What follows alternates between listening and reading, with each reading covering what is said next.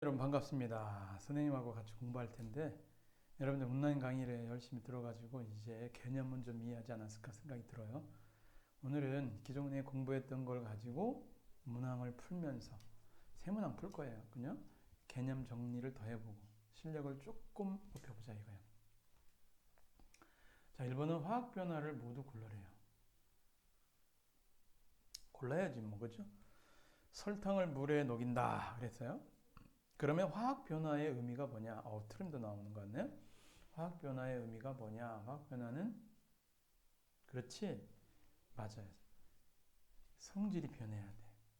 뭔가 냄새도 나야 되고 연기도 나야 되고 열도 나야 되고 막 여러 가지가 있었는데 그 중에 색깔이 변하기도 하고 그랬는데 설탕을 물에 녹이는 거는 그냥 상태가 변하는 거잖아. 단맛 그대로 유지되죠?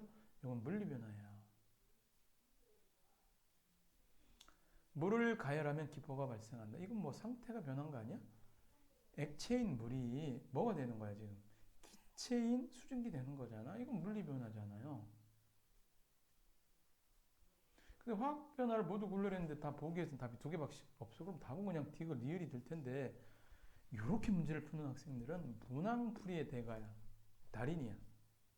그런데 지금 그거보다는 우리는 개념 정리하고 확실한 이해가 중요하잖아요. 그럼 못이라고 하는 게 뭔데? 철이야, 철. 철을 물에 넣어두면 물에 있는 산소와 결합해서 산화철이 되는 거야. 붉게 녹슬어. 철이 녹슬, 철봉이 녹슬듯이. 그럼 산화철이 되는 건 화학 변화죠. 요거 골라야 되잖아, 화학 변화. 당연하게 갈갈 껍데기가 탄산칼슘인데 여러분 이게 식초와 만나면 당연히 거기서 이산화탄소가 발생해. 계란 껍데기가 슬슬 녹아 없어지는 거나 마찬가지야. 초란이 돼, 초란. 이런 경우도 화학 변화가 되겠죠. 자, 해서 1번은 우리가 디귿, 리을 이렇게 찾아주면 됩니다. 물리 변화가 뭐고 화학 변화가 무엇인지를 알아보는 문제야. 충분히 여러분들이 해결할 수 있을 거라고 봐요. 그대를 믿습니다. 자, 그러면 우리 2번 문항 한번 가볼게요. 2번 문항은 지금 뭘 얘기하는 거냐. 사실 물리 변화와 화학 변화를 설명한 건데 이 문제가 잘 읽어봐. 옳지 않은 거야. 여기 밑줄 좀 쳐줬으면 좋겠네. 옳지 않은 거. 그럼 다 옳은 거 골라내면 되죠. 옳지 않은 거 찾아내야 되니까. 그럼 물질 상태가 모양이 변하는 거 당연히 물리 변화. 너 옳거니. 상태가 변하거나 모양이 변하는 거 물리 변화잖아요. 그 다음에 강철섬을 연소시킨다. 여러분 연소 반응은 화학 변화예요. 근데 이거 화학 변화로 했잖아. 그 맞는 설명이야. 알코올이 연소시킨다. 전부 산소와 만나는 거야. 연소라는 의미는 산소와 결합시키는 거예요.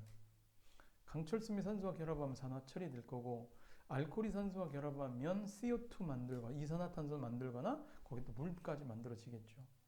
그 다음에 세 번째 철가루 황가루 친하지 않아. 얘들 열을 안 주면 가열하지 않으면 안 섞여. 그러나 섞인다는 표현보다는 화합이 안 돼. 그런데 화학 변화가 일어나. 열을 가하면 흡열 반응이지. 그지?